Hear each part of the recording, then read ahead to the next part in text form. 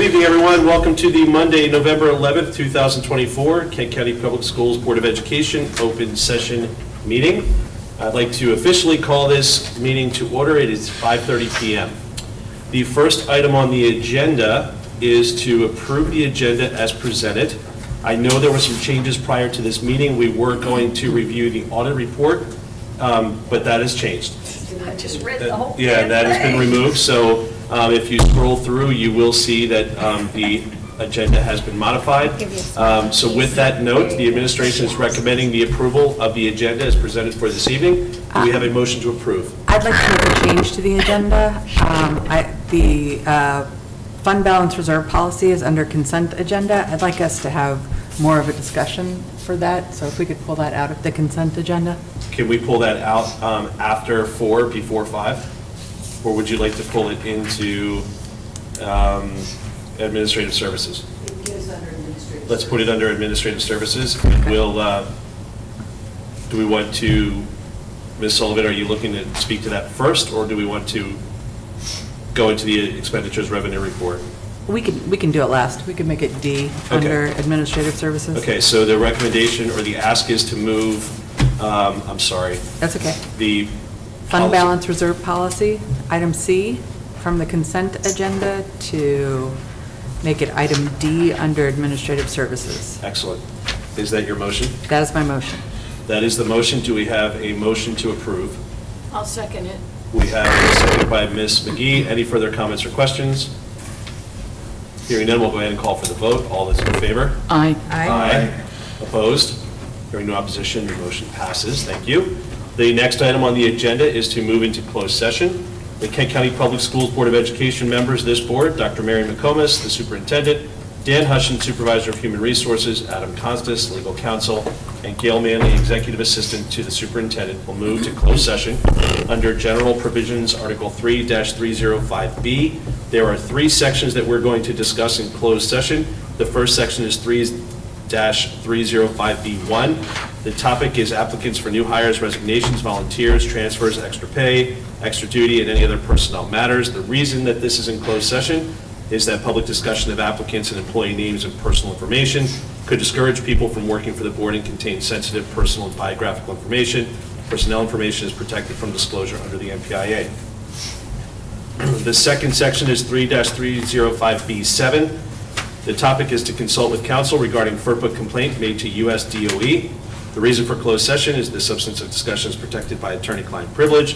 And the third section is 3-305B9 to discuss ongoing negotiations with KCPS bargaining units. The reason that this is also in closed session is to maintain the integrity of the collective bargaining process.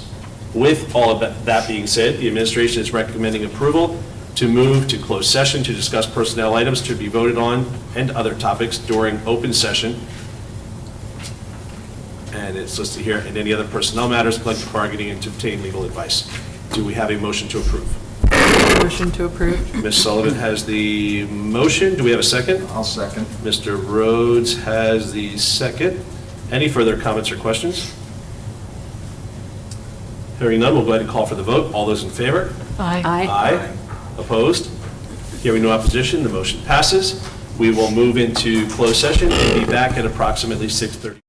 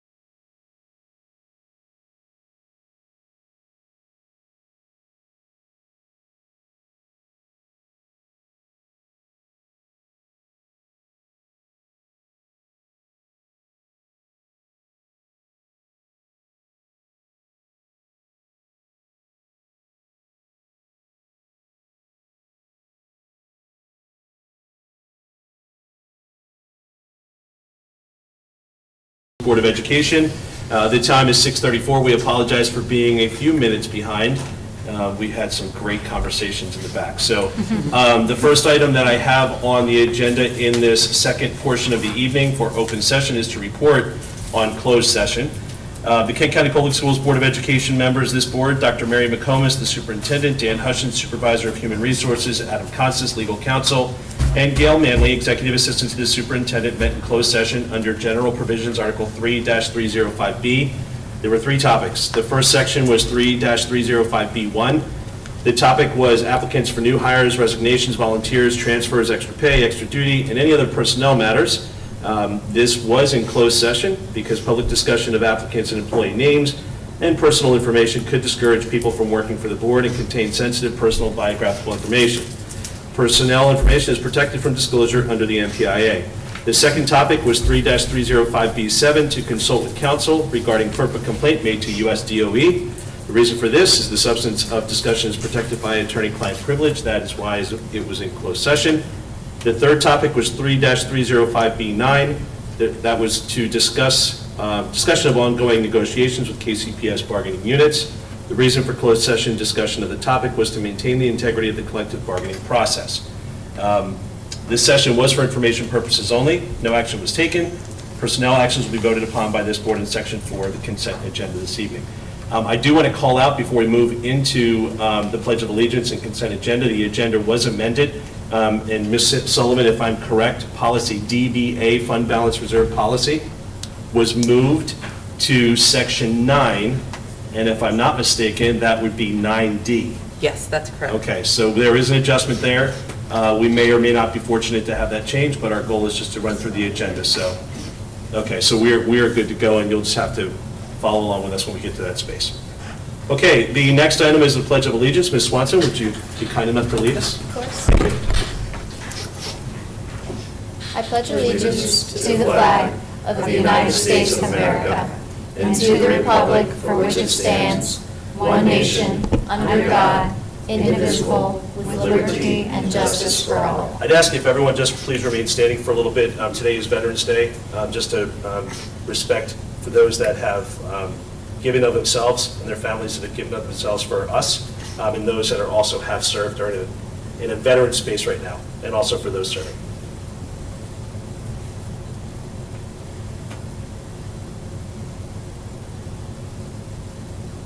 Thank you, everyone. Thank you. Okay, the next item on the agenda is the consent agenda. We are looking for a motion to approve the consent agenda.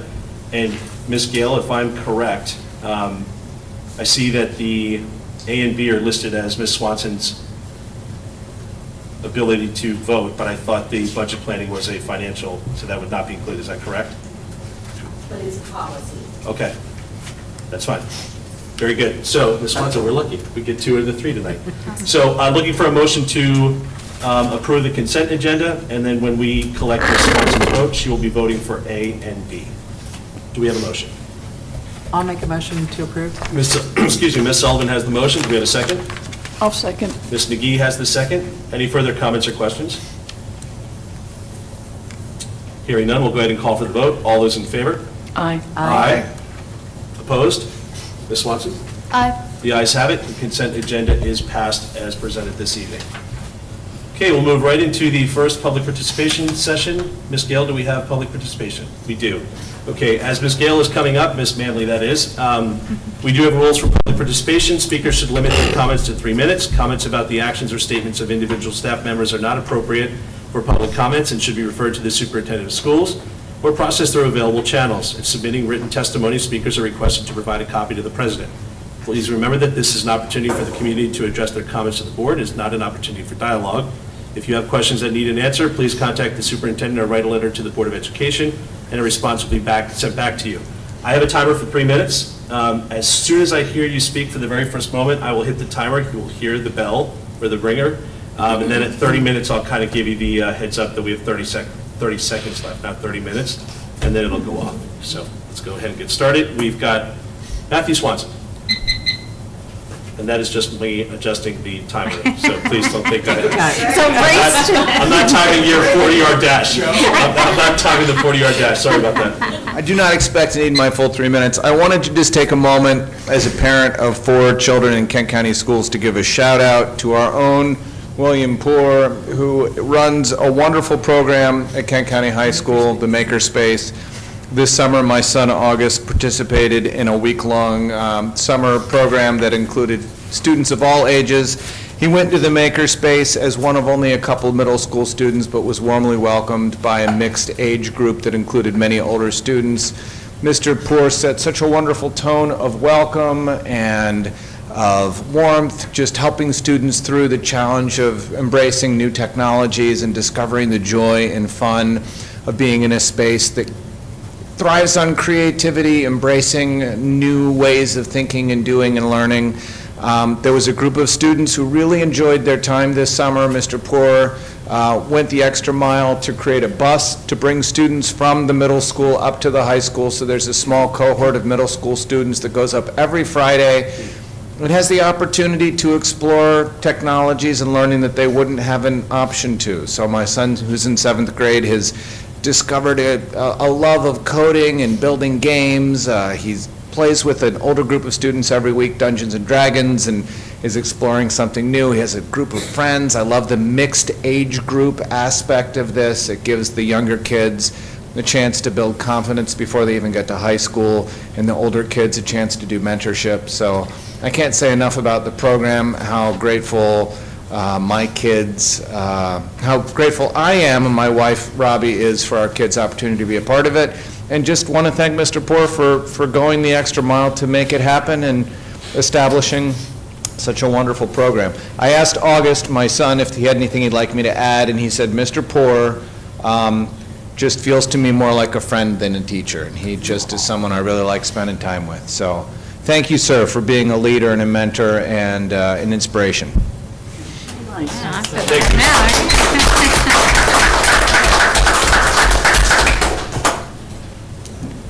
Meeting over. Sorry.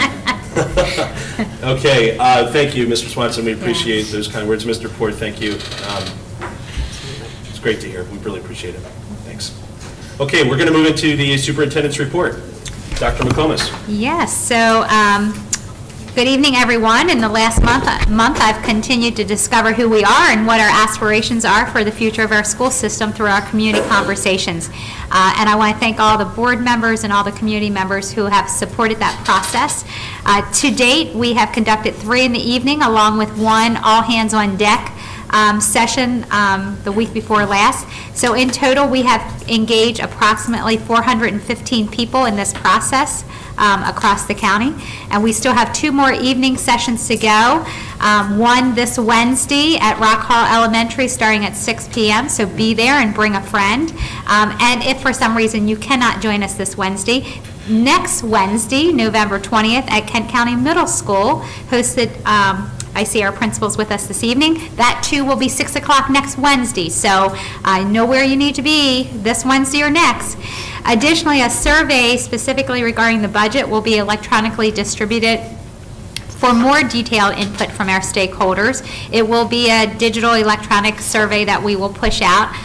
We will be zero-basing our budget to redesign it for the July 1st FY26 budget process for 2 reasons. To make sure that we are aligned with the expectations of the Maryland Blueprint legislation requirements for school system budgets, and to ensure that our resources are in the appropriate place for our student needs. As we move forward, I intend to provide the community with an overview of the budget to support increased transparency, accountability, and most importantly, an understanding of how our tax dollars are spent in educating our children. I want to thank our county commissioners for their support of our capital improvement plan related to our middle school project, and I look forward to working with our other state delegation elected officials to bring forward legislation that hopefully will help us with the funding necessary to build a new middle school. I also want to thank the Millington Lions Club, separate from the middle school project. They invite me out to meet with them and speak with the community there, and it was a great experience. Additionally, this Wednesday marks the end of our first academic quarter, so grades need to be up, people. Before we know it, Thanksgiving will be here, and I wish everyone a warm and rejuvenating Thanksgiving holiday with your loved ones. Lastly, I also want to recognize today is Veterans Day. I'm grateful for the service and sacrifice of our servicemen and women and their families. As a veteran myself, I understand personally the hardships endured in service to our nation. Because of the courage and sacrifice of our soldiers, sailors, airmen, and Marines, our nation persists in an ever-changing world. So thank you, Mr. Getz, for recognizing that earlier on behalf of veterans. So that concludes the superintendent's report this week. Great, thank you so much. Okay, we'll move on to the Golden Anchor Award.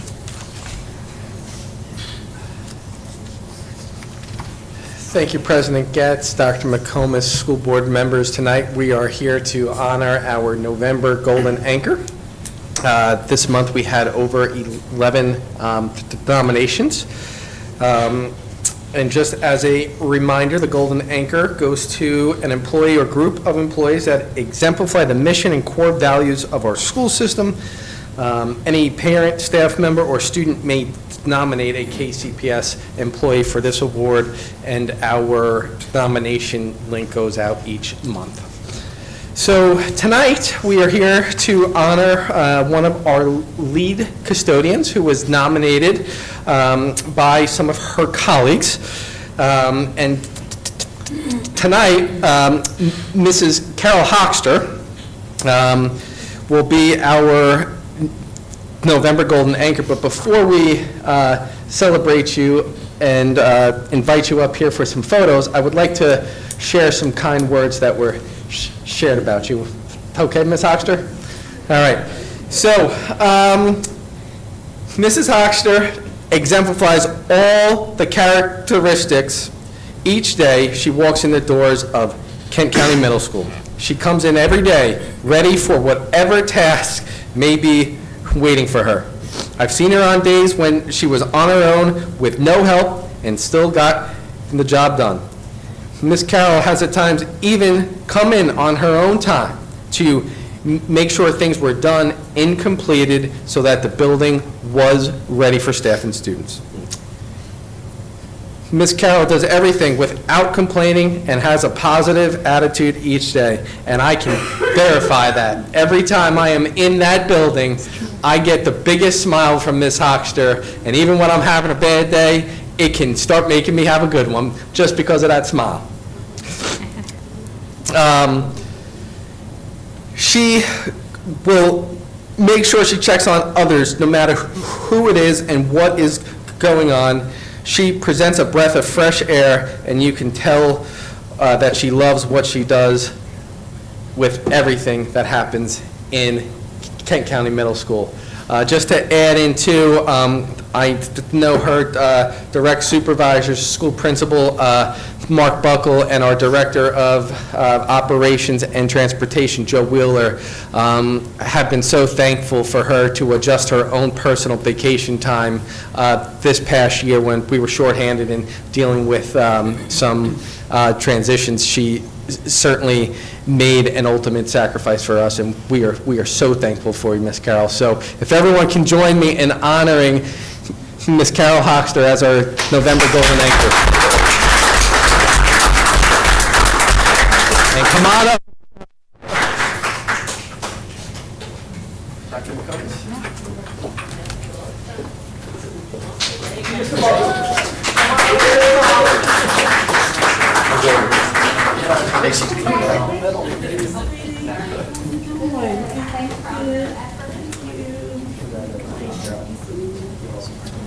Let's get you right in the middle.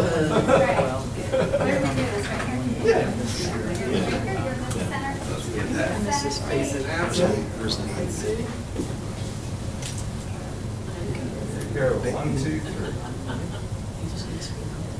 No, I mean, they have that small. Sure.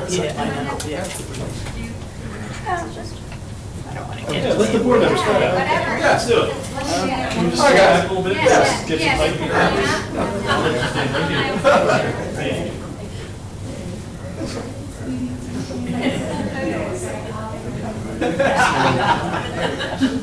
Try to get a slide a bit.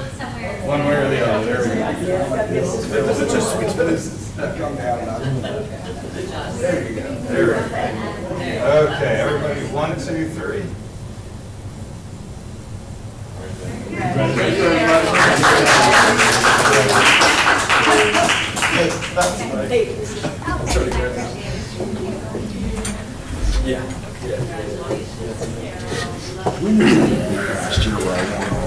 It won't be till December, like, I'm gonna make a date up, December 31st. Thank you, everyone. But something like that. It's true, she is, My brain was slipping a little bit. she is a force in that building. My goodness. Okay, the next item on the agenda is the KCHS graduation date. Ms. Hempstead. Good evening, President Getz, Dr. McComas, and board members. It's not graduation time yet, although the year is going very quickly. So my purpose this evening is KCHS would like to propose the graduation ceremony date and time of Friday, May 30th, 2025 at 10 o'clock a.m. We would like to propose the following, that we would have the class of 2024 graduation date to be Friday, May 30th at 10 o'clock a.m. with the rain date of Saturday, May 31st, 2025 at 10 o'clock a.m. The KCHS administration surveyed 2025 graduating families, students, and staff. The survey was sent through Bright Arrow phone calls, emails, texts, social media, and school announcements. 138 respondents filled out the online survey. The survey proposed the two dates of Friday, May 30th at 10 o'clock and Saturday, May 31st at 10 o'clock a.m. 29% of students responded, 37.7% of families, guardians responded, and 33.3% of KCHS staff responded. 66.7% chose Friday, May 30th at 10 o'clock a.m., and 33.3% chose Saturday, May 31st at 10 o'clock a.m. So with that being said, the administration recommends approval for the KCHS class of 2025 graduation date and time to be Friday, May 30th, 2025 at 10 o'clock a.m. with a rain date of Saturday, May 31st, 2025 at 10 o'clock a.m. Any questions from the board? Any questions? Not really a question, maybe a comment / question. I'm surprised what I would consider is a pretty low percentage of students participating. Now, when you throw that in with the families and guardians, it takes you up over 50%. Right. I remember last year, two things. We changed the time at some point along the way. Weren't we originally going to be at 5 o'clock, and then we kicked it up to the morning? So do you feel confident that we'll stay at this time? The first year that I was there, which was 4 years ago, it was already set for the 5 o'clock, I believe, time, which was on Friday night. Moving into the previous years, because we had the asynchronous days, and because we need to make sure that we have staff that can staff the graduation ceremonies at that time, which includes some of the bus drivers that transportation pulls in to help with the parking. We found that it was easier to do it on that Friday morning at 10 o'clock. We stayed that way, and now currently the state will no longer allow us to do an asynchronous day. So therefore, the previous 2 years, we did not do a survey just because we were set, and that the reason why we opened it up to a survey this year is because now we have to think about a calendar change at this point because we're doing it on that Friday morning. So we offered the Friday and the Saturday. And yeah, I was a little concerned about not having enough students. Just one other sort of comment. We're getting ready to vote on that, but when the decision is made, can we start getting the word out now? Because there was a lot of typical social media stuff last year. I don't know, and I thought, how can you not know what the date of your kid's graduation is, or why are we doing this date? I'm like, don't you talk to your kids kind of thing. So can we just, once we make a decision, start just sort of reminding everybody this is graduation. Interestingly enough, I'd like to share that when those Sunday messages go out, that graduation I date know has it's always that, been yeah. on there. And last year and the previous year, we started from day one in September, we had that date on the communication. So, and that went out every Sunday and every. I know you won't be um, surprised, but it's like right. the kid's flyer that ends at the bottom of his book bag. Right. People don't pay attention, so Yeah, yeah. anyhow, thank you. Yeah, no, and we do that, Trish, I just want to clarify, when we do those messages, it's not only paper format, it is through. No, I'm not being critical, Right. I'm just saying some Phone, people, we text, have to get email. over the head with stuff. I understand, yes. Just curious, for the survey, did you make it clear that only the high school would be closed on Friday in that survey? Because, I mean, it was so nice for the families to be able to have their younger siblings attend as well. So that's a big change. Right. From the last 2 years. We did not because we needed to do the calendar change this evening. We'll speak to that aspect here. We were a little restricted this year with the change from the state of not allowing asynchronous learning days anymore. Okay. So we had to be a little creative in how we thought about this. Is it possible, I mean, if we're able to give the high school the day off, is it possible that with other flexibilities with inclement weather or whatever, that we could potentially have that as a day off for elementary and middle school as well? I mean, I know you can't make that call now, but is there some wiggle room in there, You'd have to add a day. possibly? Yeah, our challenge is the hours. You know, the state requires certain number of Right. days and certain number of hours per the grade band. So I think when we get to the calendar change, we can talk about where we are for that. You know, our intention is ultimately to get to like a predictable tradition here as we navigate sort of these changing conditions that come about as the pandemic, so. Well, the predictable used to be Saturday mornings, so that's what was predictable up until about 5 years ago. I do agree with what you said about the other schools and the students being able to come. That would be very nice to have that happen. I think that's really important. I hope we can switch that around on the calendar and figure that out.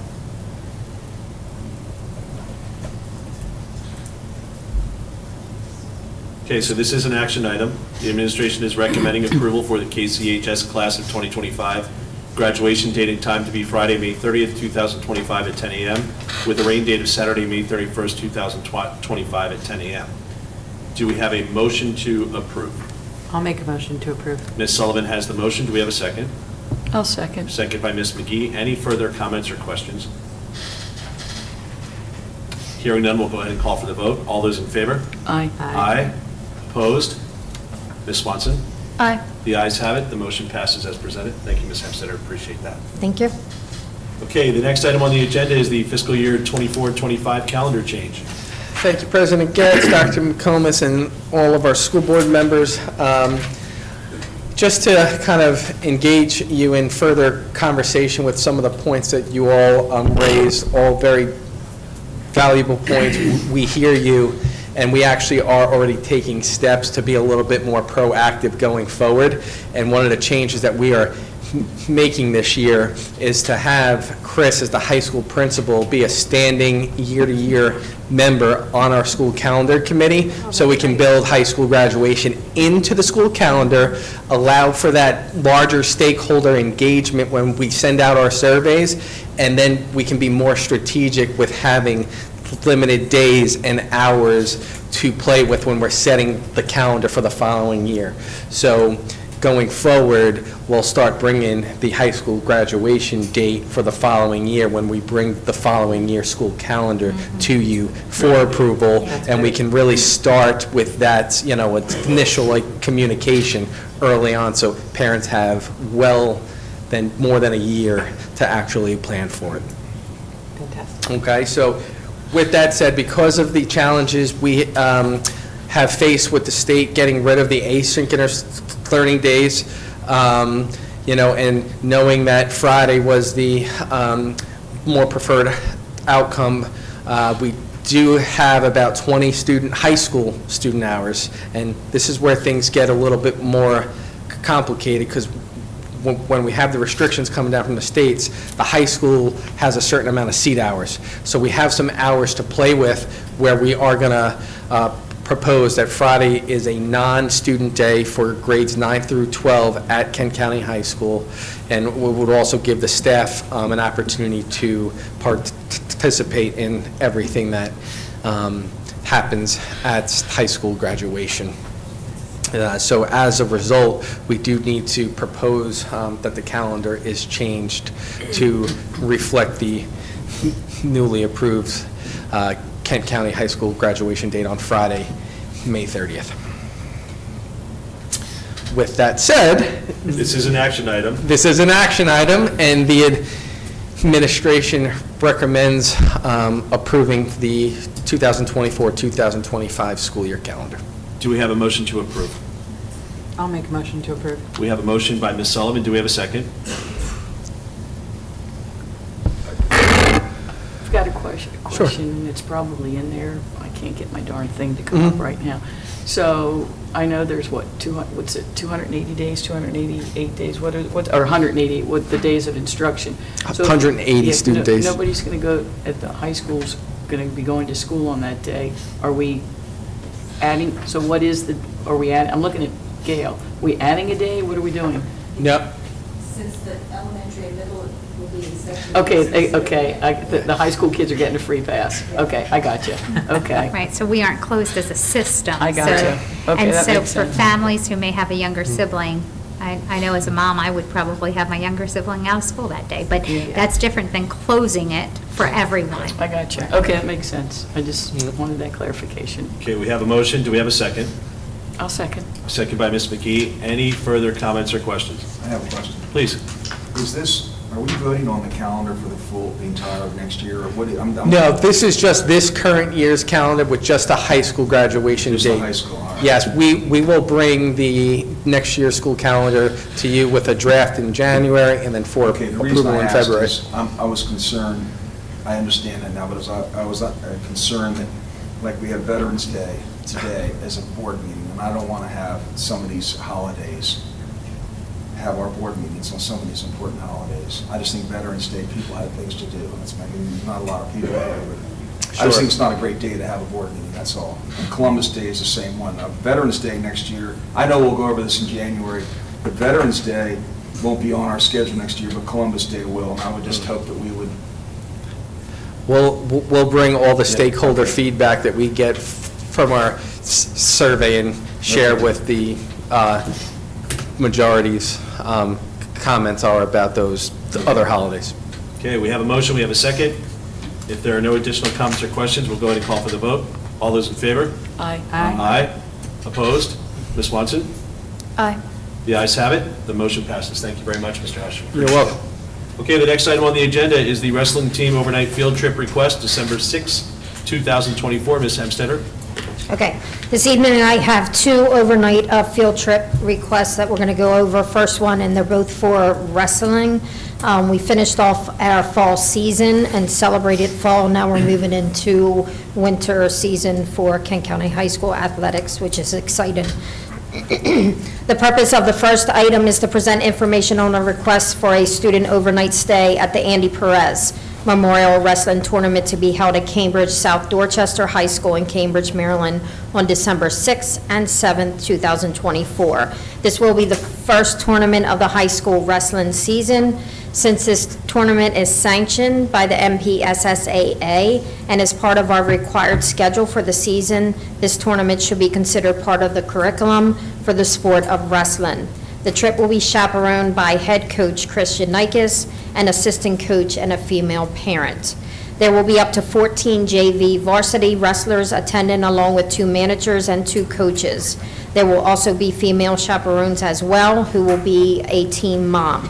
Students will leave Kent County High School on December 6, 2024, and travel to Cambridge. They will wrestle that night until approximately 10 o'clock p.m. At the conclusion of the Friday night rounds, the team will stay at the Comfort Inn Suites in Cambridge. On Saturday morning, the team will return to Cambridge South Dorchester High school at 7:30 a.m., so it ends late at night, 10 o'clock p.m., and then they have to start wrestling at 7:30 in the morning for the final day of wrestling. Students should return to Kent County High School approximately 6 o'clock p.m. on Saturday. This is an action item, and the administration recommends approval of the overnight field trip to the Andy Perez Memorial Tournament on December 6, 2024. Do we have a motion to approve? I have a question, just real quick. Are they fundraising to pay for their room and transportation, or how is that being? They do fundraising, and they also have a sub-account that comes under the athletic boosters, so they have funds that So they have will access to support that? that. Okay, thank you. And I'll make a motion to approve. Ms. Sullivan has made the motion to approve the overnight field trip. Do we have a second? I'll second. Mr. Rhodes has the second. Any further comments or questions? Hearing none, we'll go ahead and call for the vote. All those in favor? Aye. Aye. Ms. Opposition? Hearing none. Ms. Swanson? Aye. The ayes have it. Thank you. The motion is passed as presented. The next item on the agenda is the wrestling team overnight field trip request 2025 state tournament. Okay, and this one, the purpose of this item is to present information on a request for a second student overnight stay to the Maryland State Wrestling Championship to be held at Showplace Arena in Upper Marlboro, Maryland, on March 6th and 7th, 2025. The tournament is the state championship and the final tournament of the high school wrestling season. Since this tournament is sanctioned by the MPSSAA, and I know we use those acronyms, that is the Maryland Public Secondary Schools Athletic Association, and it's part of the state championship tournament series. This tournament should be considered part of the curriculum for the sport of wrestling. The trip will be chaperoned by head coach Christian Nikes, an assistant coach, and a female parent. Eligible wrestlers will be determined by the outcome of the regional tournament held the previous week at the 1A, 2A East Region Championships. Students will leave KCHS on March 6, 2025, and travel to Showplace Arena. They will wrestle that night until about 10 o'clock p.m. At the conclusion of Thursday night rounds, the team will stay at a hotel in Upper Marlboro. On Friday morning, the team will return to Showplace Arena at 9 o'clock a.m. and wrestle again until 10 p.m. that night, staying again at the hotel. On Saturday morning, March 8, 2025, the team will return for the final rounds of the state tournament. Students should return to Kent County High School at approximately 10 o'clock p.m. on Saturday. This is an action item, and the administration recommends approval of the overnight field trip to the Maryland State Wrestling Tournament Thursday, March 6 through Saturday, March 8, 2025. Are there any questions for Ms. Hemstetter? Okay, this is an action item, as she's mentioned. Do we have a motion to approve? I'll make a motion. Ms. Sullivan has the motion to approve this overnight field trip to the Maryland State Wrestling Tournament, Thursday, March 6th through Saturday, March 8th, 2025. Do we have a second? I'll second. Second by Ms. McGee. Any further comments or questions? Hearing none, we'll go ahead and call for the vote. All those in favor? Aye. Aye. Aye. Opposed? Ms. Swanson? Aye. The ayes have it. Motion is approved. Thank you, Ms. Hemstetter. Thank you. Thank you so much. Okay, the next portion of the evening is board discussion. Why don't we go ahead and mix it up a little bit? Trish, would you like to go first? Well, of course. So, a couple of things. First of all, since today is Veterans Day, I just want to recognize we've lost two Kent County High School graduates in the war on terror, so to speak, and one of them was just a kid. Nick was just 19 when he died in 2004, only 8 months past his graduation from Kent County High School. The other was Jared Thompson, who was 27, who died the year before, who was president of his class and captain of the football team. So, to me, those boys are still very much a part of me, and I don't want us to ever forget the sacrifices they made.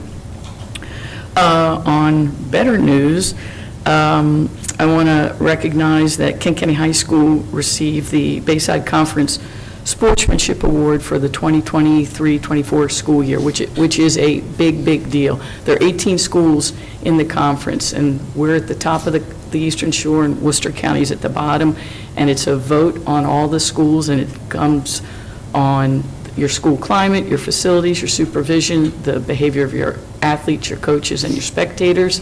And I know there's been a lot of social media criticism that we're not exactly setting the world on fire on our wins, but it takes a lot to be a gracious loser. And this is the second time in 5 years that Kent County High School has won that in a vote by its peers. So I think it's really significant. The banner arrived last Thursday. When we can find room on the gym wall, it'll get hung.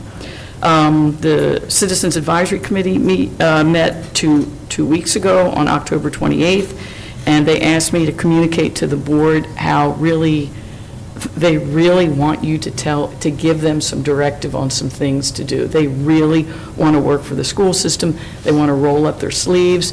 There's nothing worse than being on a committee and wanting to do something and having nothing to do. So in the next month or so, we don't meet again until February, we need to come up with some projects for them, to ask them to do some deeper dives into some things for us, because they're really, really eager. We spent the last 2 meetings really sort of clarifying what the committee's role is and how to go about that, and so please keep that in mind. We had a very long meeting on October 28th. Usually the meetings only last about an hour. This went 2 hours because we did one of those community conversation cafes, which we spent probably about an hour. Mr. DeVillio was there and facilitated one of the stations, and I did the other. I think all the participants really got a lot out of it, and it was a way, again, to sort of cast a wider net on community members. I want to give a shout out to Dr. McComas, because there have been 3 others, so to speak, with 2 to go. I've been to 2 of the 3, and every single person I've talked to after that has had nothing but really high marks and saying, hey, how great it was. And I know of at least 2 parents that have come to 2 different ones, not just in their school community. I want to give a shout out to the newly elected school board members, Laura McKenzie and John Queen, who will be joining us in January. I look forward to welcoming them. At the same time, it's going to be tough to say goodbye to Francois Sullivan and Joe Getz, and I'm sure we will talk more about that next month, but I want to recognize now all that they've contributed.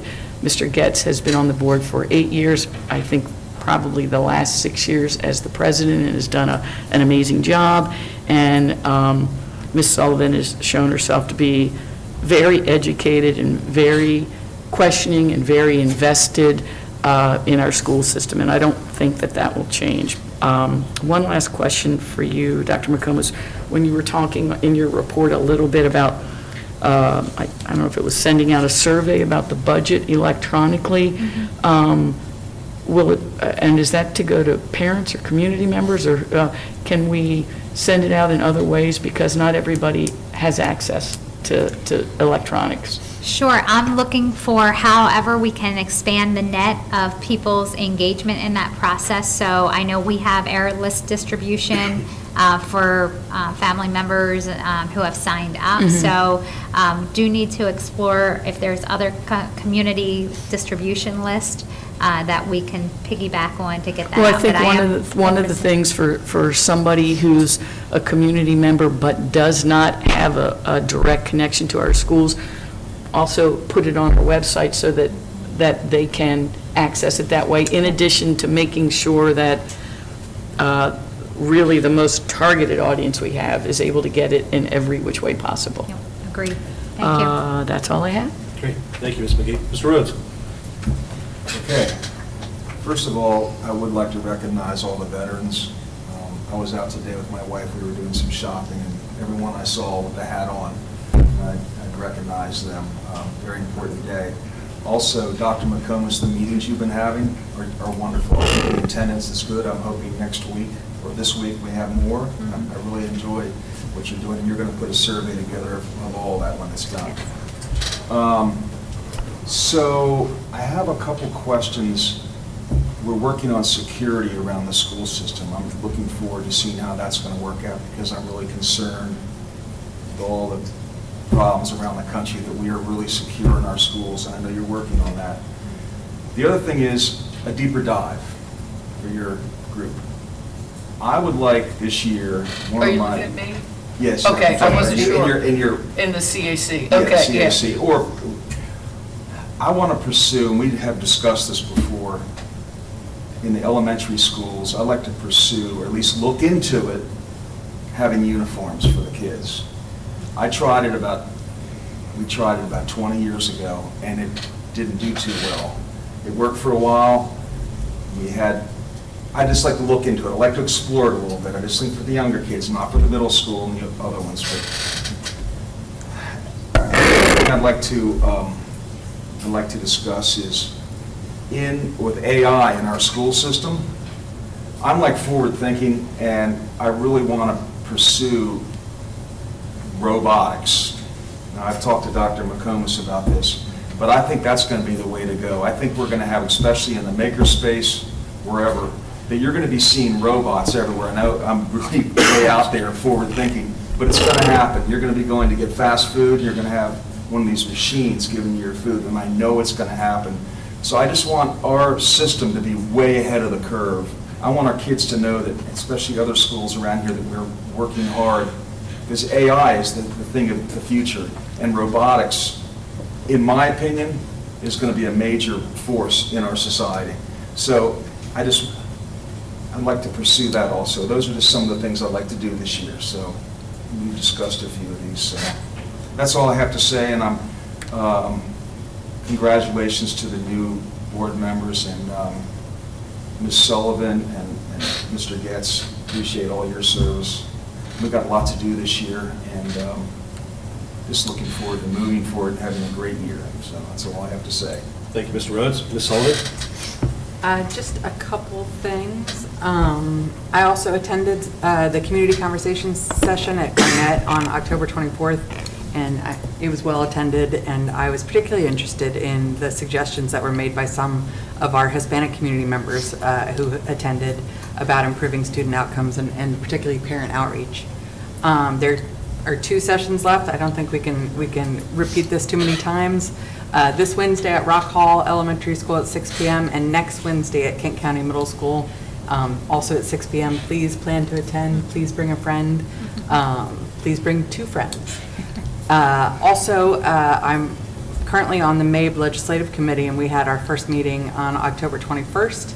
They asked members to kind of discuss what your district's priorities are for this session, and I brought up that, strongly that we need legislation passed to help us to cover the local share of construction costs to build a new middle school. And I also said that like all school districts, we need additional funding support to meet the blueprint requirements, that is something that we need. I also want to remind people, Legacy Day was this summer, but they had this wonderful exhibit of African-American debutantes, and that exhibit is about to close. They have an event called The Final Curtsy coming up at the end of November, so I encourage you, if you have not had the opportunity, to see that exhibit. And Chris is still here. I would love to see if we can work with Sumner Hall and have that exhibit moved into the high school as well, just like we did for the African-American athletes. I think that would be a good home for it eventually, but that's another conversation. I want to thank both Trish and Frank for your kind words. I've enjoyed my time on the board. I congratulate Laura McKenzie and John Queen and welcome them and wish them the best, and I'm sure we will all have more to say at the next meeting. So thank you. Ms. Swanson? Hi, everyone. Happy November. I'd like to start my discussion with some updates on a few of the projects I mentioned at the last board meeting. I'm still working on my Board of Ed summary video that I just want to make sure everything's right and I'm not spreading misinformation and that it's all correct. So I'm working on that, and I will hopefully have the next one out sooner, but it's a work in progress. And regarding the student advisory committee that I'm trying to set up, I'm meeting with Dr. McComas tomorrow to go through the responses from teachers from the survey I sent out. And I did get a lot of responses, so I'm really excited to see which students I will be including in the program and what we can learn from it. So that's really exciting. I also want to echo the congratulations of John Queen and Laura McKenzie, our newly elected members of the board. I look forward to working with them both. I'm very sad about the departure of both of Joe Getz and Francois Sullivan. I'll probably have a whole paragraph about that next week. I might cry. I'm a very emotional person. But I'm excited for what the future holds, and I'm glad that I had the chance to work with both of you. Since the last meeting, we've had quite a lot happen at the high school. Homecoming week was a blast. The football team won. The dance was fun. Yours truly played in the Powder Puff football game for about 10 minutes before injuring herself. So that was great. Sophomores and juniors also took or retook the PSAT, and we just wrapped up our fall sports season, which was celebrated by a banquet in which athletes were recognized and congratulated on their hard work and dedication throughout the season. And so our winter sports will be starting up soon. And we can't forget to mention the plumbing problem at the high school just this morning that gave the high schoolers an unexpected day off. But the issue's been resolved, and everything should resume as normally scheduled tomorrow at KCHS. It's always a good day to be a Trojan, as Ms. Hemstetter says. Some events coming up at Rock Hall Elementary School that I'd like to share. There's going to be a book fair from November 11th to 15th, so that's this week. American Education Week starts on Monday, November 18th. There is a Donuts for Grown-Ups on Monday, November 18th. Join us at 9 a.m. to kick off American Education Week. There will be the community conversation this Wednesday, as we've mentioned a few times, so please come out. Please, I haven't gone to one yet. I think I'm going to go to the middle school one next week. I'd love to see what's going on because I've heard so many great things about it. Family night, this is funny, Family night on November 19th. Come join us for the Busload of Books tour visits Rock Hall Elementary School. Authors Robbie Bear and Matthew Swanson, those are my parents, talk about writing and illustrating. All attendees will go home with a free book, and that will be at 5:30. And something else that I wasn't planning on talking about tonight, but I was kind of inspired by my Matthew Swanson, my father, talking about Mr. Poor, is recognizing teachers and coaches and club runners that just care so much and do so much for students. I love all of my teachers. I don't know what I'd do without them. They help me through day-to-day things at school. Whenever I'm having a rough day, I go to a teacher or I go to my guidance counselor or I seek help, and they feel like friends to me. Like, it genuinely means so much how everyone cares. My coaches, my teachers, everyone. And that's sort of weirdly worded because I didn't write it down, but I just wanted to say that. It means so much, and I know it means a lot to many students that rely on teachers as a support system. So thank you. I don't feel like you guys get recognized enough. You inspire me. I think I'm going to be a teacher when I grow up because they just do so much, and it means so much. Anyway, that's all I have to say. Great, thank you, Ms. Swanson. Poor Joe has to follow that. Well, I'm not going to follow with much, so first off, my seat is still warm, and Francois' seat is still warm, so Great. thank you all for the kind words. It may be a little bit harder next month, but we're not going to talk about that. Everyone's been so kind, and it's all great. But I will say, congratulations to Laura and John for being elected to this position. You really don't know what you get yourself into until you sit up here at this table. And one thing that I will mention again next month is that we don't have the luxury of being board members for one demographic or one group of students. We are board members for all students of Kent County Public Schools. And I think when you grasp that idea, it makes this work that much more easier. And so I would encourage that if any future board member or any other board member seeks any advice when I sign off at the next meeting, to please call me, because that is the most important thing that we do. We don't have that luxury to choose who comes to our schools or who we're going to serve or not. We're here for everyone. So I'll leave that portion at that, but I thank you all for the kind words. Certainly it's been a great run through probably some of the craziest times I think a board member could ever go through in 8 years. and you've seen a lot of years in your other role, and this has been, these past 8 years have been just a ball of fun. So, so that being said, thank you all for the kind words. For the board members and Dr. McComas, we got an invite, Kent County Retired School Personnel Association, Thursday, December 5th at 11 a.m. They're having their scholarship holiday luncheon. So if we are able to attend, Ms. Manley, I would ask that you just send this to us, and I'll give this to you at the end, and then just forward it out to the board members. They are looking for an RSVP by November 20th, so we have some time. But I just wanted to make sure that you got that. Yeah, that's good. Very good. Great. Thanks, everyone. I want to add one thing. Despite her sore hip, Alden repeated as the MVP on the cross-country team. Wow. And her younger brother was the MVP on the boys' cross-country That's team. So Team Swanson cleaned up. Very cool. Okay, very good. Let's move on to Section 8, Education Services, and I believe we have MAP data update. Ms. Jacomowitz. Keeping up with the positive excitement and enthusiasm. Nice. Good evening, President Getz, Dr. McComas, and members of the board. This evening, I share with you our baseline data for this school year. As you know, as a school system, every decision that we make, we think about both the vision and mission of our system. When we use our data, we also try to stay current on big decisions that the state board is making. And from our very first lift with the MAP data, we paid close attention to both the Ready to Read Act, and just for those of you that haven't visited this in a while, that was passed in 2019, and that was a mandate from the state to basically screen all kindergartners, as well as first and second graders that are at risk for reading difficulties. Last month, the state board also passed a new literacy policy. It was version 4 of that policy. And when this was adopted, it was beautiful in the sense that it aligned to our system's commitment to be very intentional with our training in the science of reading.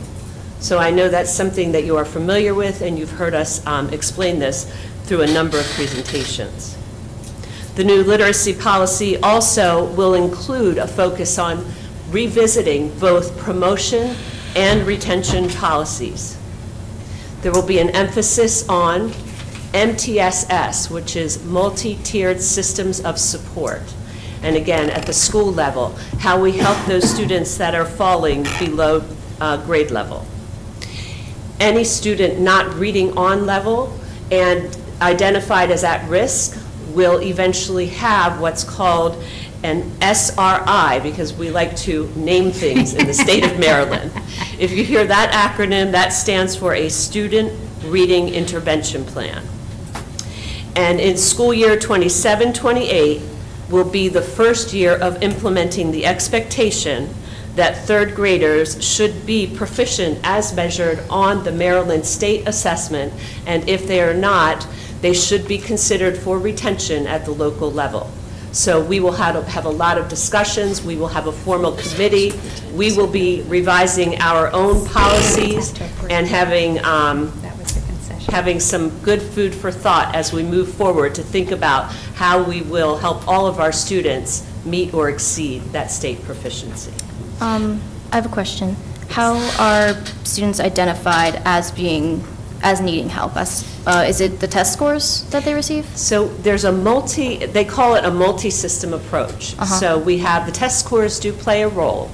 And in the Ready to Read Act that's up there, there's actually a screener that we give. It's a universal screener. And if they are flagged, so they actually have a flag on their screener, meaning that they need additional support in what we call the foundational reading skills. So these are our students identified at risk according to the Ready to Read Act, pre-K through grade 3. Okay. Does that help? Yeah, thank you. Good question. This first slide is a slide giving the results, again, looking from year to year, fall to fall, of our reading fluency progress monitoring data. We wanted to share this with you because this is one of the examples of the impact of that early childhood program. You know, as a school district, we have had all students in Kent County Public Schools come to our pre-K program at no cost to the families and have instruction delivered by a highly qualified teacher. Well, what this graph is showing you is the number of Kent County kindergarten students at the start of the school year that are exceeding reading expectations. And over the course of the past 3 years, it has moved from 3 to 8, and this year there are 11 kindergartners starting the year up in the highest level possible in the area of reading. And that's a shout out, again, to a quality early childhood program. In our early childhood program, we also use a project-based curriculum called Children Study Their World. That is something that you as a board approved a number of years ago, and our pre-K teachers do an outstanding job implementing that curriculum. This next slide is just showcasing overall MAP reading fluency foundational skills in kindergarten. And this graph, at a quick glance, may be a little confusing, so I'm going to do my best to try to explain it clearly. When you think about foundational reading skills, you're looking at the 4 buckets that are named at the bottom of the screen. So to be proficient in these areas, and this is everything that Orton Gillingham focuses on. It's looking at phonological awareness, phonics, listening comprehension, as well as picture vocabulary. Following the graph, you will see an increase from school year fall 22, and every one of these graphs are showing just the beginning of the year of the 3 over the course of 3 years. So you'll see the graph sort of bubble up, you'll see an increase, and then you see a slight dip from 78 to 74. That dip can be a little misleading because what happens is on this previous graph, if the students have exited foundational skills that they no longer need it, now they're not showing on this graph. So your bottom line, your end changes. So it's a little bit, you have to look at the individual score progress. And overall, this is showing the success of the work of Orton Gillingham in the early learning classes, that we are seeing more and more students on a regular basis mastering foundational reading skills. And for those of you that are not living and breathing this every day, it's really the foundational skills that lead to stronger comprehension. So it's really an important part of a child's daily instruction. You're looking at the same data here, beginning of the year data over the course of 3 years, but for our first graders as well as our second graders. And what we know is that for many, many students, by the end of grade 1, they are able to read. I mean, that's the goal. You want them to be able to decode and encode those words. And that has been a struggle across the state. We say it like we know that is an aspirational goal, but we also recognize it's not an easy journey. And so there have been a lot of intentional pieces that we have put in place as a school system to improve in this area, including the shift to move to teaching Orton Gillingham as part of our core program in Kent County Public Schools. And that's having a huge impact, and what you're seeing here on helping students to become fluent in their reading.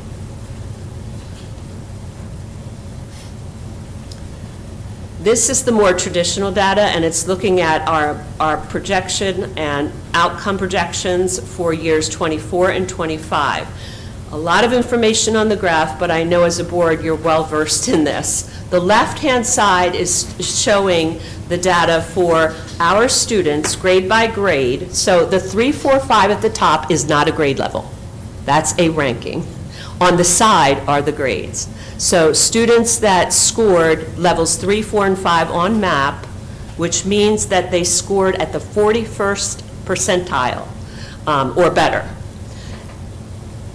That's on the left-hand side. And then on the right-hand side, the 4s and 5s only are students that scored, and in MAP it's called high, average, or high, and that's the 61st percentile or higher. And so basically what we're looking at here is we set a target as a school system in the area of English language arts on the far right, that by the end of this school year, we expect 35% overall to be in the highest levels on our local reading assessment, measures of academic progress. So what we're pointing out is that when you look at our score for the district, and just stay right across at the top there, the district level, we started this time at the end of last school year with 31% achieving that proficiency. So our target for the end of this year is aligned. We want to see a 4 percentage point increase. We want to move our overall system from 31 to 35. You may be thinking, how do you determine that target? Well, what we did as a school system is we set it at twice the level of what the state is projecting for school systems to measure across the state. So we as a system set a more ambitious target than other schools, other school systems. Grades 3 through 8 are listed below. As you can see by the right-hand side, the little celebration there, grade 3 and 4 both met the projected target, which now, if you look to the far right, it just increased their overall expectation for this year. So third grade ended the spring of last year on 34. Overall, they took a dip.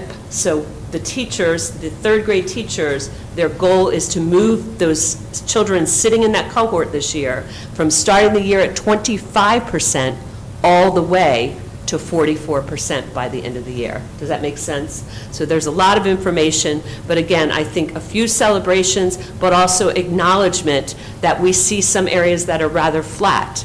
And so that's what our academic team, including the teachers, the principals, the coordinators, are putting our heads together to see what needs to happen to really strengthen that and change those percentages. I have a question. Sure. This is just sort of a general question.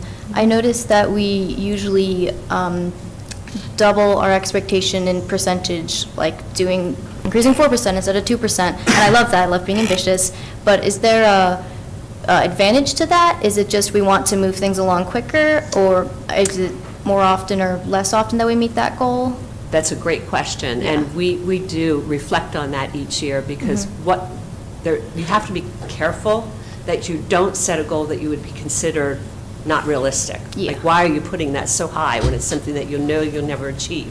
But what we found is that with the targets we set, to our surprise, depending on where we set them, again, it's not something pie in the sky. It's not saying achieve 10%.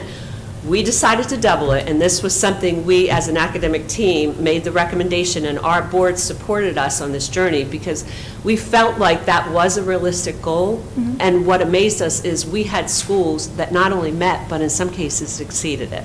So I think, again, it's one of those things where you set the goal, you reflect what's happening, what are some things we need to do different at an individual classroom level, at a school level, at a district level, and try to make those adjustments.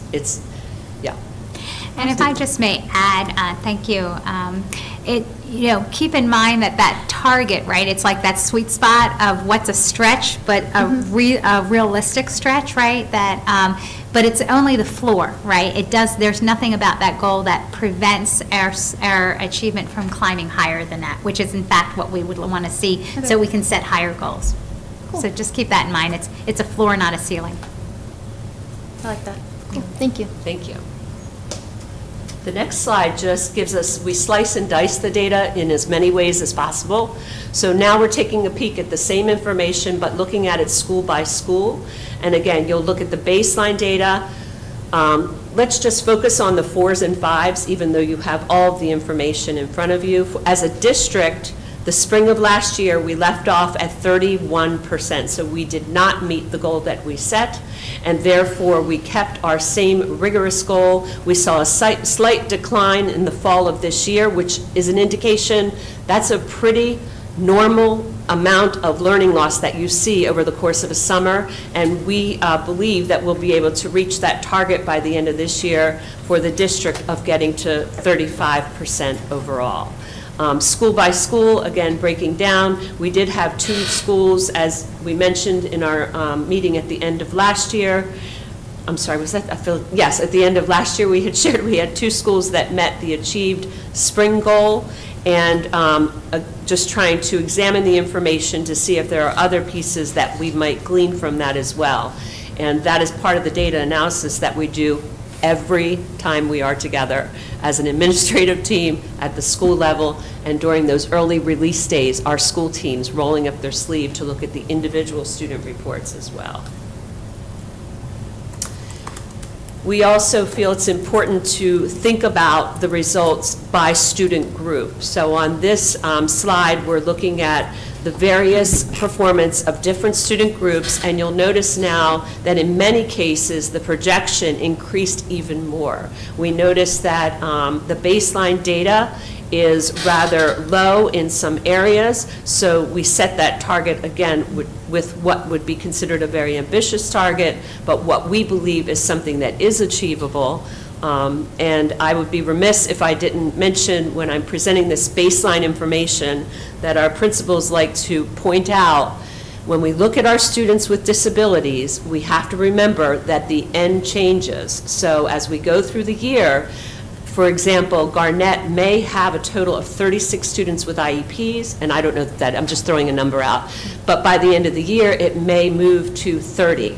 So that's a positive thing, something to celebrate. That means 6 students have exited and no longer need the IEP. However, on here, it now changes your overall data, so it can be a little skewed when you're thinking about it in terms of those student groups. Our numbers are tiny, so you really have to look at the individual student data as well. Any questions about this slide?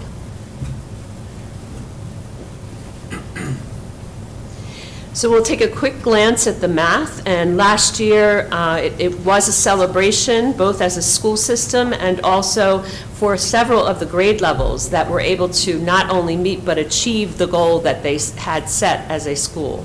So overall last year, in the spring, we landed at 35%. We do see our typical slide at the beginning of this year, but we believe that we are reaching for the stars, aiming for that 40% mark for mathematics, which I have to give a shout out to our academic team, and in particular, Nicole Boyce and her work in the area of mathematics, which has been phenomenal, working in collaboration with our school teams. So a lot of celebration here, but also some big considerations as we see a declining trend in some of the more complex math skills.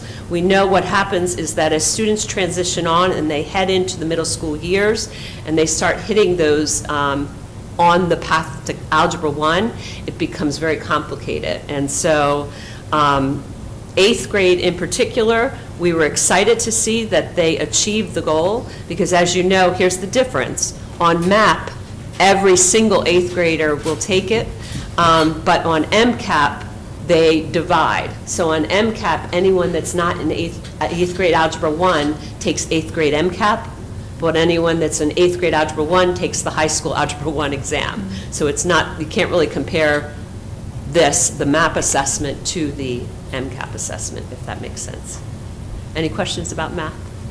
Thank you for your patience. I'm trying to make it as exciting as I love this stuff, so, sorry. I do too. All right, so this is taking a look at our school's performance in the area of mathematics. And again, you'll see, you're already well aware that this was an area where we were successful in achieving our projected outcome. So we have raised that bar once again to 40%. And some schools significantly exceeded that expectation. Again, looking at Garnett's performance, well above 40. They were at 45%, and Rock Hall at 60%.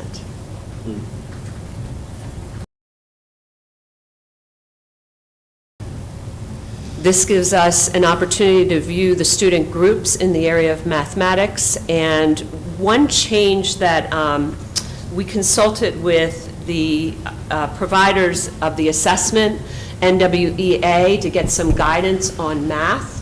And when we take this assessment in the spring, any students that are at a reading, it's called a RIT level on the assessment. So if they're reading significantly below level, they will have the ability to turn on a reading accommodation on MAP. so that we can get a true math score, and it's not scoring their reading, that they're able to have that. And that is an accommodation that they would be afforded on the state assessment as well. So it's really honoring the fact that you may have a gift in math but struggle with reading, so it would give you that opportunity to receive that accommodation. And that's kind of a big shift for us. We have never allowed anyone to use any of those type of tools. So this will be our first opportunity, again, after receiving new guidance from NWEA as well. And that leads us to our final slide of just looking at our local goals and asking for your guidance as a board. Do we want to continue to keep those same ambitious achievancy goals as we have in the past? And they are listed on this slide. By June, we will increase English language arts proficiency by 4%.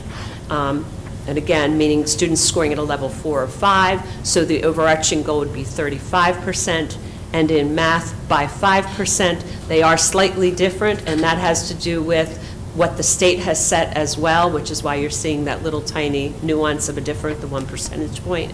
And then again, you can see the target set for the various student groups as well. So I'll just pause for a minute and ask if there's any thoughts or comments or suggestions with this. So we're continuing to see the trend of middle school outcomes that aren't what we want. And I'm curious about, I know about some things because I have a kid in the middle school right now, but I would like to hear more about what efforts are being made to combat that. And what, I mean, I understand the transition 5th to 6th grade. I think we're going to, everything's kind of going to drop then. Sure. But we should start to see an improvement. And we're not seeing that. And I'm just wondering what is going on at the middle school to help improve these outcomes. I appreciate you asking that, and I will tell you that both Mr. Buckle and Mrs. Melvin are very hands-on with these decisions. When we're looking at the middle school reading proficiency, they have engaged in a discussion specifically around the reading interventions. And what they've done is looked at local programs that meet the expectations of being a quality program, because again, you don't want to just throw programs at children. You want to make sure you're giving something that's going to give us the bang for our buck. What we found is middle school is tricky because you have to honor the fact that some students are still struggling to learn to read, yet you don't want them to have a Dr. Seuss book in their hand or a child's book. You want to make sure it's something that's of interest to them and that you can really help them bridge that gap that's there with the reading. So one of the most recent programs that they have talked about, and again, this is with our Michelle Serino, who is our instructional coordinator in the area of English language arts. They've done their homework, and they are looking at the 95% group reading interventions, which are phenomenal. They very much align to the same science of reading belief system, and they allow, and there's a variety of programs that are part of that. So that's the company, 95% group, but the interventions are designed to address, number one, some small groups that need foundational skills, which in middle school is a smaller group. I mean, there are not nearly as many that can't decode the words. But then there are others, like the CHIP kit and the comprehension, that address some of these other areas, but in a developmentally appropriate way. I think that's the most important thing when you're thinking about interventions in the middle school. Well, and I think, we're also, because we're seeing achievement at 2 of our, 3 feeder schools, essentially, we are putting student groups together that aren't at the same level. So we've got 2 schools where we've got kids that are highly achieving, and 1 school where we're not quite meeting that. And so how are we bootstrapping? How are we helping that? Because we can see that 1 school has lower outcomes. So are we grabbing those kids immediately when they come into the middle school to say, we're going to just proactively apply? Part of what we do, that is part of the way we plan what we're doing. As soon as that last bell rings and we offer summer programming, it's designed, we don't wait till the new year, even before the new year, as part of our transition plan and part of what can we do now? So we don't, just sit on it and hope that we mush them all together and they come up with something positive. I mean, it's actionable. One of the things I'd like to add to the conversation is and when we look at this data, we see trend data over multiple years. There's a significant operational decision that the middle school leadership made this year I will be excited to see its impact. That is agnostic of curriculum. So they really redesigned their schedule this year, and they redesigned their schedule really focused on student need, and it did adjust the amount of planning time that teachers had, and the impact of that is smaller class size. I've been in some of our math classrooms in middle school, and that group size was like 10 students. And so that schedule impact and how we're using the adult instructional resources is significantly different this year than what has happened in the last couple of years. That will have impact in addition to the curricular approaches that Ms. Jackowitz is speaking to. And so there's really, the other thing that we've also been talking to the middle school administration about, and it's part of their win time, is how are we using multi-tiered systems of support? Because that's not just for social emotional support, that's for academic intervention and monitoring. So I just offered that there are some of the things that are new this year that you're not seeing impact of in our data yet, because that data is just showing our baseline. It's where we were at in September. So we're not really seeing the impact of that treatment and that modified schedule. So I just offer that as significant changes that, again, aren't reflected just yet in the data. And I know So we when just will we started see the that? after-school tutoring at the Yes. middle school also, so that hopefully will have an impact. Yep. Yes. So when will we see that? We don't have to wait until this time next year for that, do we? No, when we look at the end of, there's a couple different points along the way, right? So of course, this is the beginning of the year math data is our baseline for this year. We're going to look at the end of year math data, and then we'll also have the state attest data that we can look at as well. Report card data is another area that we can look and see how report card data is compared to previous years. I was just going to say, in addition to that, each program we describe, for example, if we do the 95% group focused on comprehension, they will have progress monitoring as part of that. So they'll have weekly assessments, just like we do with Dibbles, just like we do with OG, whoosh, that was a while ago, just like we do with Orton Gillingham. They assess weekly, and again, this is data that the teachers have. That's So- what I was Yeah, it isn't wondering just a if we're gonna- surprise and wait, we should know. If we're going to have an opportunity during the school year, if we have to pivot or change our interventions, we'll be able to do that, right? Yes, and that's sort of to your point, that's what we need, is that real-time data to make real-time decisions. Again, these sort of comprehensive exams, we do for that global view, but, this is where the MTSS and the team have to come together, actually pay attention to individual students' needs, and making sure that whatever is the underlying cause of their struggle to read or with mathematics, that we're diagnosing what that is. Rather that's, a fluency issue, it could be a visualizing and verbalizing issue.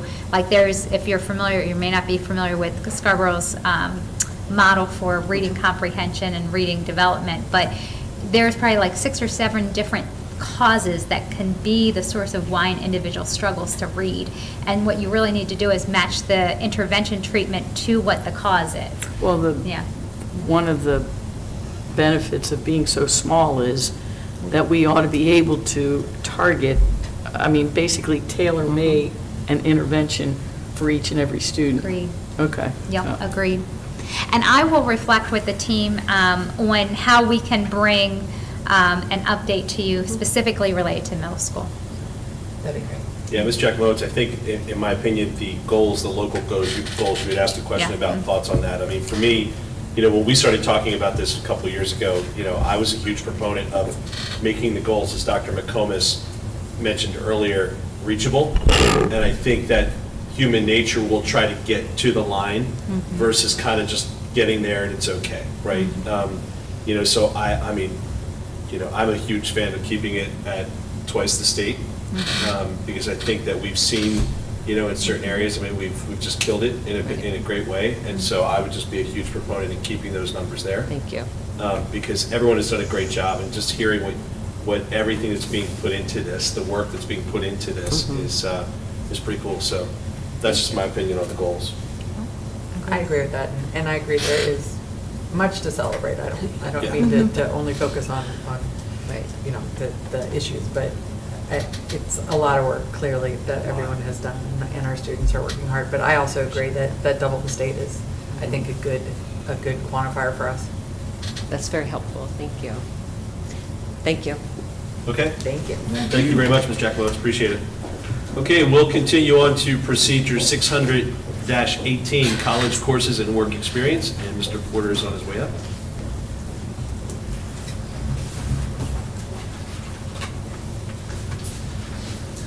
Good evening, President Getz, Dr. McComas, and members of the board. I'm here this evening, you're aware, the blueprint for Maryland's future places an emphasis on dual enrollment as a post-CCR pathway. So in response to the blueprint law, we did feel that we needed to make a number of updates to our procedure that deals with college courses and work experiences. You can see those revisions in red. Originally, the procedure indicated it was generally for seniors. At this point, we can say that dual enrollment and work-based experiences are generally for juniors and seniors, generally here meaning that they are also available by law to freshmen and sophomores as well. So college dual enrollment, Washington College, our program with them had been called the More Able program. I can't find any evidence of when it was called that, so we're just getting rid of that. Seniors had to have a 3.5 historically to enroll at Washington College. Through our partnership with Washington College, we both agree that we want to increase the number of students who are taking dual enrollment classes at Washington College, so we're just seeking to eliminate barriers there. Washington College has agreed that seniors with a 3.0 can access dual enrollment now. They've also opened the door to juniors, so this spring, for the first time, we could have juniors taking dual enrollment classes at Washington College. This is actually a typo. This should be 3.5. So we'll correct that. So seniors with a 3.0, juniors with a 3.5, and approval from a school counselor. This program's offered at no cost to eligible students for up to two dual enrollment courses per semester. Again, that aligns with the state guidance. Chesapeake College, they require the 2.5. New to us is that a 2.0 is required if the student is taking a trades course. There are many trades courses offered down there at Chesapeake College. Again, offered at no cost to eligible students for up to 2 dual enrollment courses per semester. We've just updated the name of the Apprenticeship Maryland program. Here's where we kind of get into some the meat of offering no-cost dual enrollment. We're in our 3rd semester now of offering no-cost dual enrollment to eligible students. So you can see we've made this update. Students have an opportunity to take 2 courses per semester at no cost.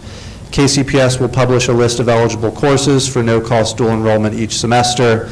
If a student does not pass the dual enrollment course, or if a student drops or withdraws from the course prior to the 100% refund deadline, the student will be responsible for reimbursing KCPS all associated costs, including tuition, fees, books, or materials.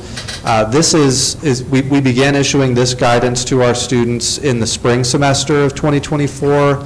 This was after no-cost dual enrollment. We first offered that this time last year. And with no guardrails imposed, what we saw was that we had a large number of students that were not completing the course, yet we were still required as a district to pay the cost of those courses with no credit being rendered. So at the direction of our previous superintendent, Dr. Couch, we implemented this guidance for the spring semester. What we saw there was sort of 2 consequences. Number one, we curbed the number of students that were expressing interest in dual enrollment, so we had fewer students participating in the spring semester, and we also didn't see that large forfeiture of tuition dollars to courses that didn't result in credit being awarded. So what we have led with moving into this semester again is just this language here, that if the student does not successfully complete the college course, their family would reimburse the school system all of those related costs. You can see so that is pertaining to Washington College. 2B is simply the same language, but pertaining to our agreement with Chesapeake College. The remainder of the procedure is simply updating the numbers in the letters. There were some typos and some, just kind of cleaning up the language there a little bit. We are moving away from the use of the term guidance counselor at all levels here, so we're just replacing that with school counselor, which is the term we use for that designation at this time. You can see there are no other changes other than those really pertaining to dual enrollment. If you have any questions, I'd be happy to answer those. I have a question, I have a few questions.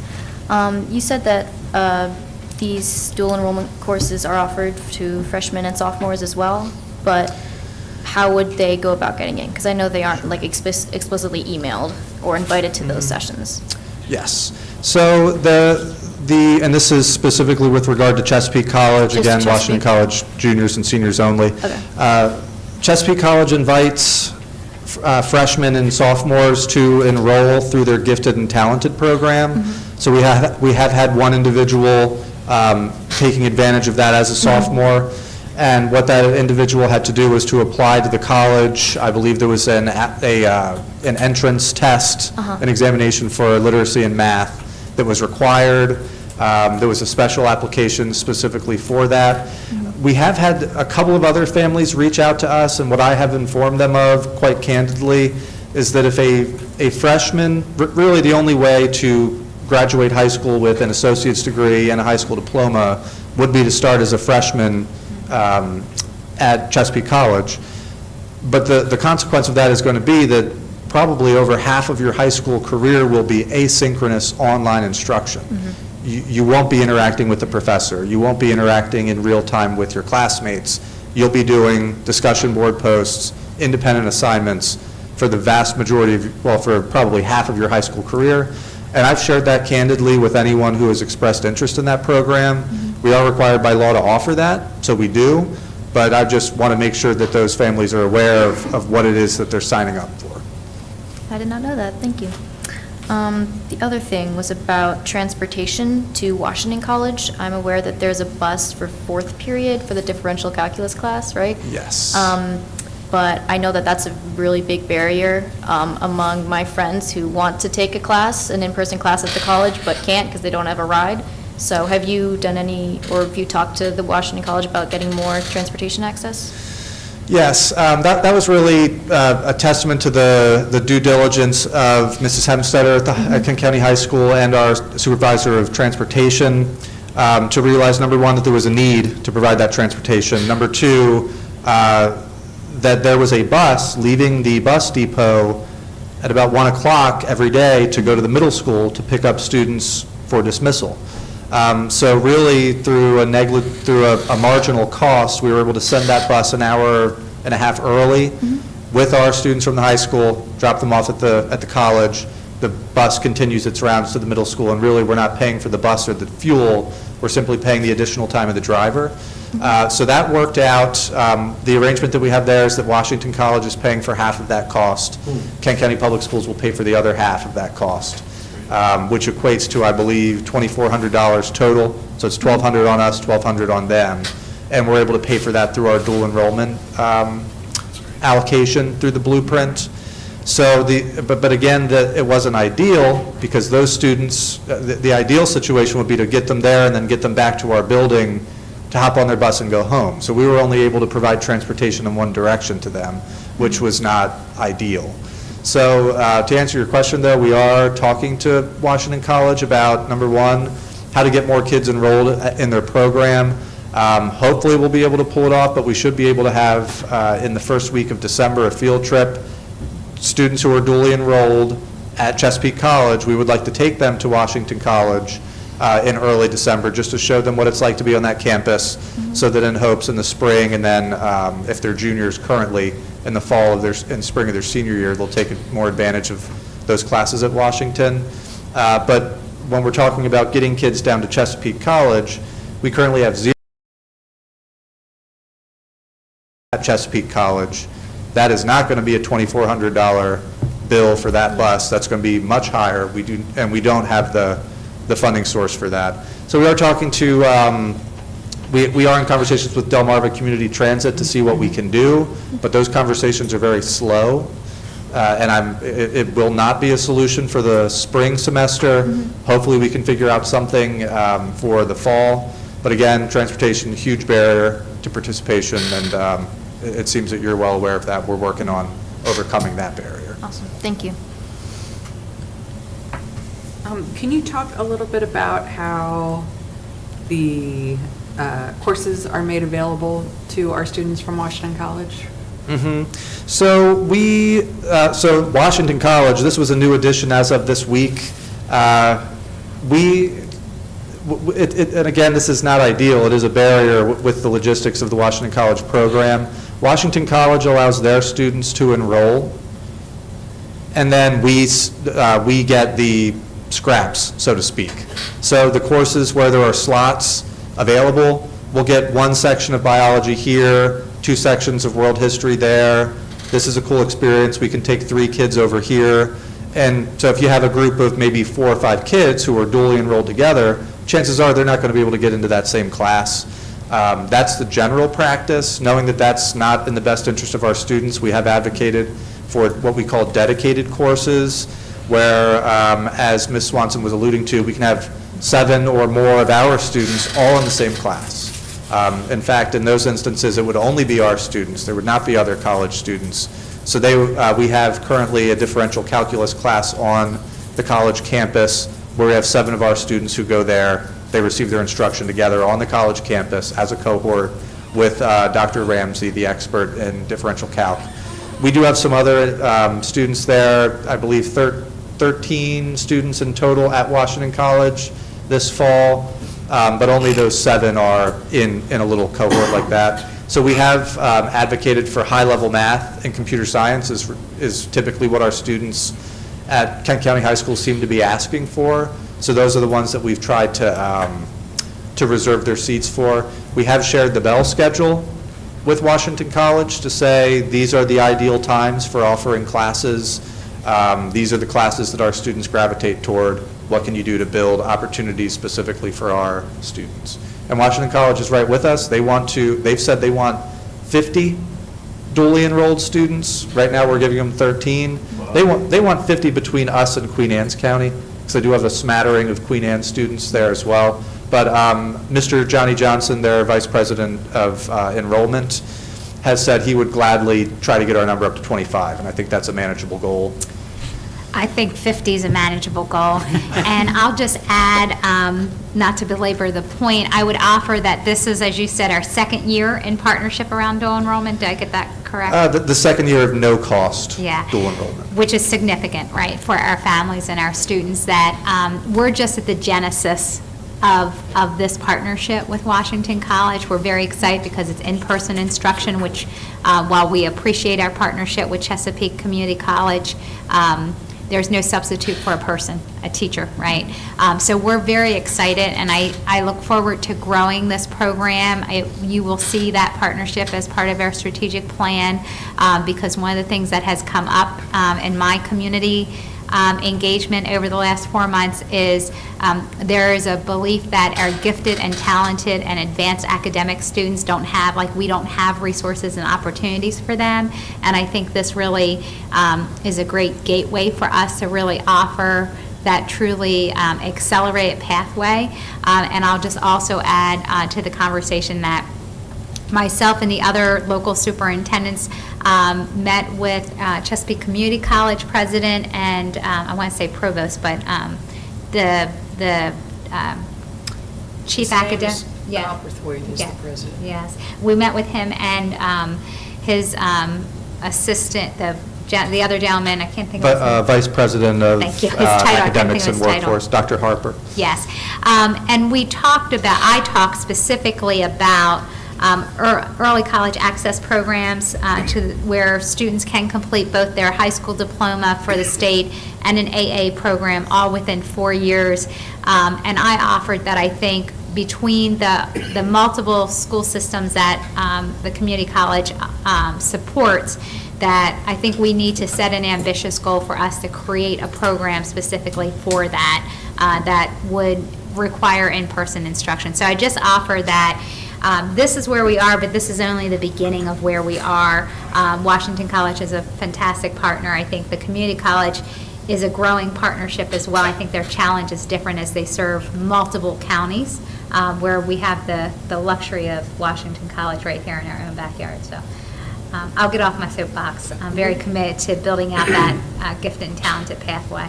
We had an interesting conversation with a parent at one of the community conversations nights where they were talking about how in their previous school district, they had the same partnerships with a community college, and their community college classes were open to middle school as well. So they had students in middle school who were taking advanced math classes. And I was just wondering, I don't know that that's something we're ready to pursue yet, but the idea of having that for our students who are advanced would be great. And then I'm also just curious about what the actual out-of-pocket cost could be potentially for, let's say, a student who doesn't complete a course. What is it at Chesapeake College versus Washington College? And then... So on average at Chesapeake College, it's $450. That's Okay. inclusive of tuition and fees plus the textbook. For a single class? For one class. Okay.